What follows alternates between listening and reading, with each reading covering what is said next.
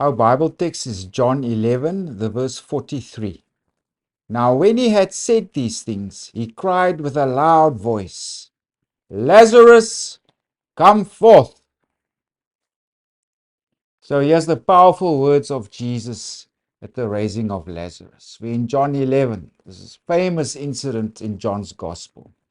Of course, here two theological themes also come together. Those famous I am sayings of Jesus in the Gospel of John, and also specifically that Jesus performs 7 signs in the major portion of the Gospel. And the number 7, it symbolizes perfection or completion.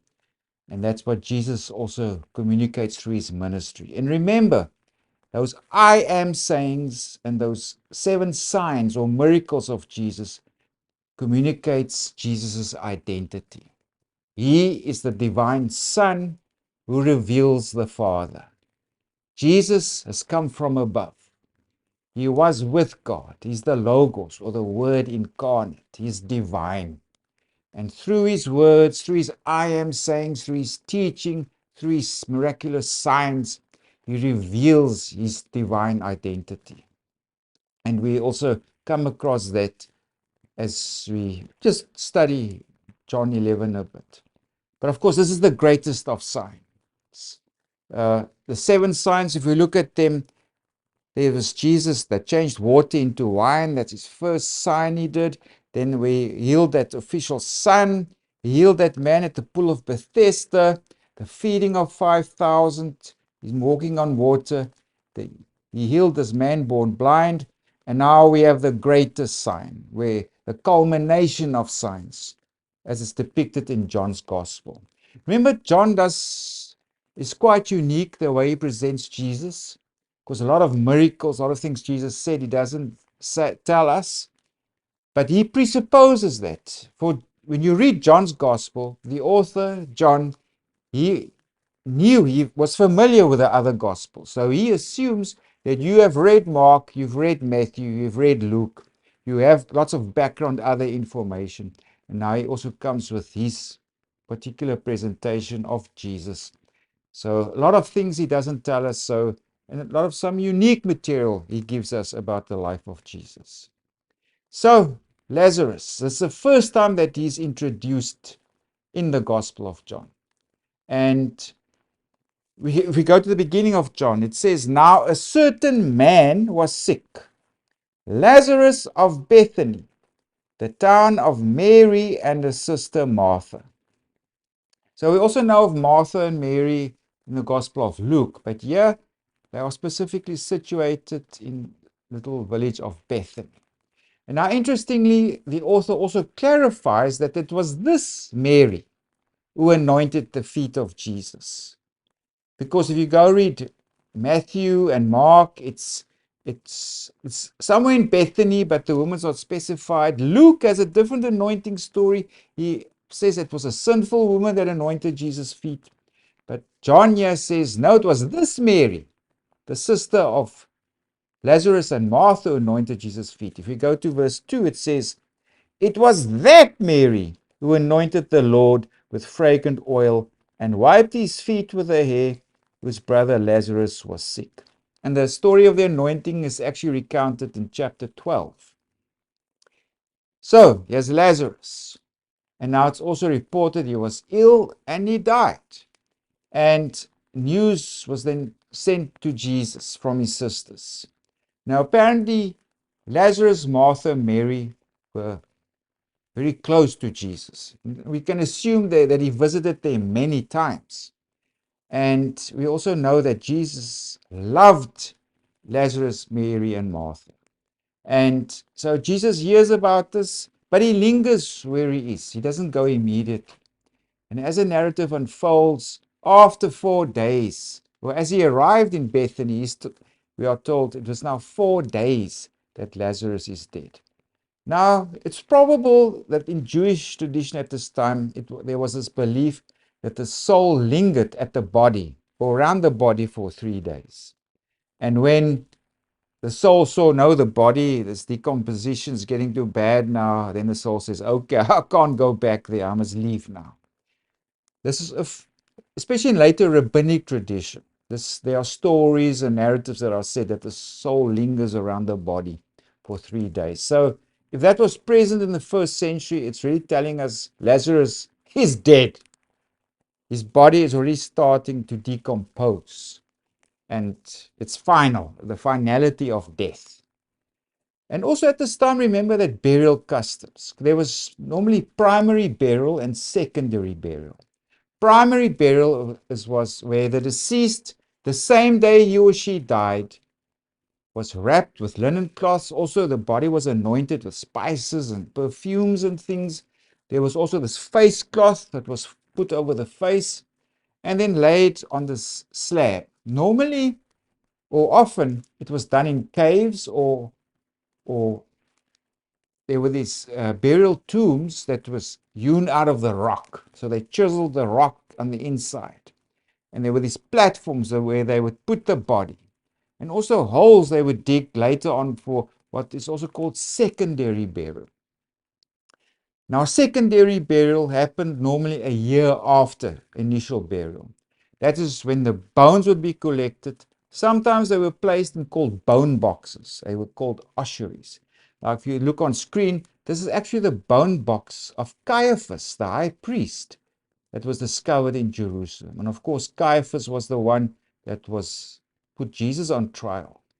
There's also another option where there was just bone pit. They would collect the bones and put it into a pit together, or they would put them in these stone boxes called ossuaries. So there was primary burial and secondary burial.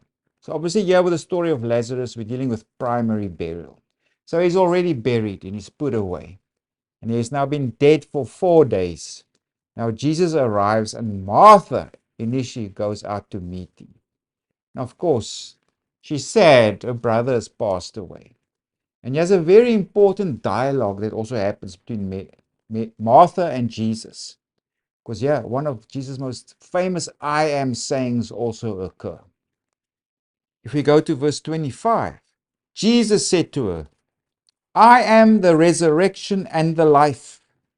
He who believes in me, though he may die, he shall live. And whoever lives and believes in me shall never die.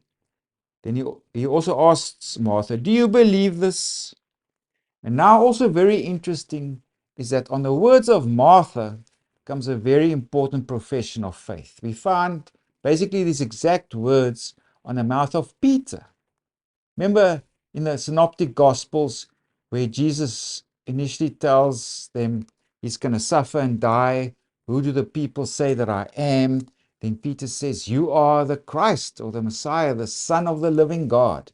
Yeah, we find exactly the same profession on the lips of Martha. If we read verse 27, she said to him, yes, Lord, I believe that you are the Christ, the Son of God, who is to come into the world. So a very important conversation. And yeah, we find this I am saying of Jesus that he spoke to Martha. Of course, then Mary also arrived and she also tells him, Lord, this could have been prevented and all that. But then Jesus says, believe, take away the stone. And Jesus informed again, well, he's been dead now for 4 days already, and Lazarus will stink. There's already composition or decomposition that takes place of his body. But Jesus, the command is obeyed, and then Jesus speaks these famous words of our Bible text. Now, when he had said these things, he cried with a loud voice, Lazarus, come forth. So then Lazarus appears in his burial cloths, those linen cloths and the face cloth.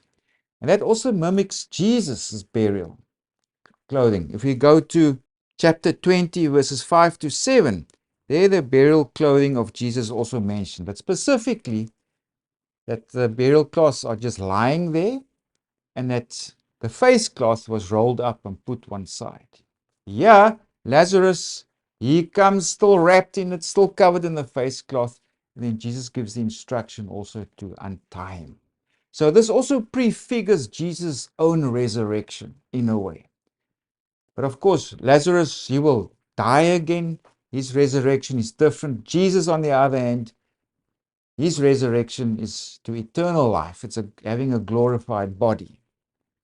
But very importantly also for John's gospel, it is this incident that's the primary cause for Jesus to be executed by the Jewish authorities.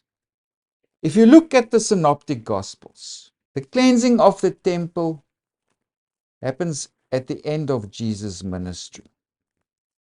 At John, it happens at the beginning of Jesus' ministry.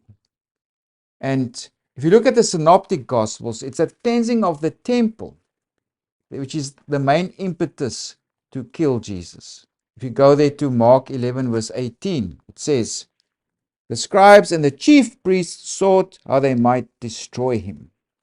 But in John's gospel, it's different. It's the raising of Lazarus in particular that caused this plot against Jesus. If we go to John 11 verse 53, it says that they plotted to put him to death, specifically because Lazarus was raised from the dead.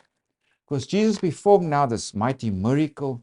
And it also says that a lot of people believed in Jesus because of this miracle. And that upset the chief priests and the scribes and what have you. Because now Jesus is really becoming popular even in Jerusalem. Now if we go to verse 46, it says there, but some of them went away to the Pharisees and told them the things Jesus did. So now, of course, the authorities hear about it. Then the chief priests and the Pharisees gathered a council and said, what shall we do? For this man works many signs. And of course, they're also afraid now. There's a popular uprising around Jesus. The Romans will come and they will punish the Jews. There will be war, whatever. Of course, a misunderstanding of what Jesus was also about. But so they're scared now. What's going to happen now with Jesus becoming so popular? And that's what we read in verse 48. If we let him alone like this, everyone will believe in him, and the Romans will come and take away both our place and nation. Now, this is what Caiaphas, the high priest, then says.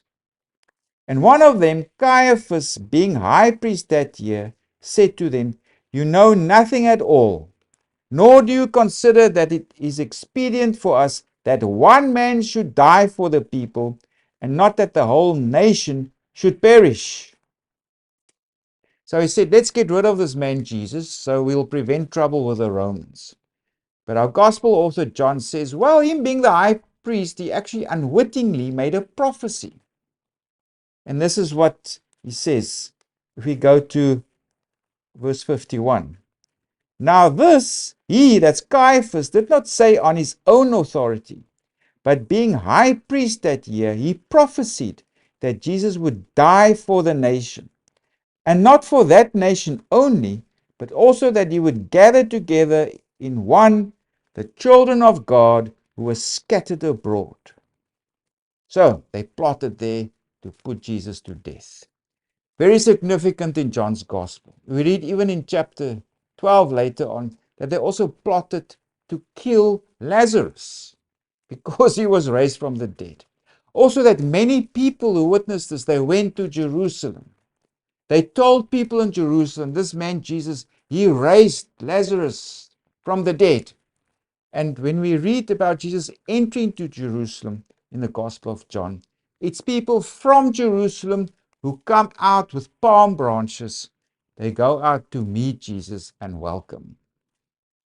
So the story of Lazarus, his family, the raising of Lazarus is very pivotal for John's Gospel. It's this event that's the catalyst for the authorities now. We must get rid of this Jesus. Too many people believe in him. He's doing too many signs. And this might cause trouble with us and the Romans or whatever. But of course, Jesus also was a threat to their own authority. So, Jesus here, he performs the seventh and greatest sign, where he raises Lazarus from the dead. And also where Jesus speaks this powerful I am saying, I am the resurrection and the life. And of course, all this prefigures, anticipates Jesus' own suffering, but of course also his resurrection.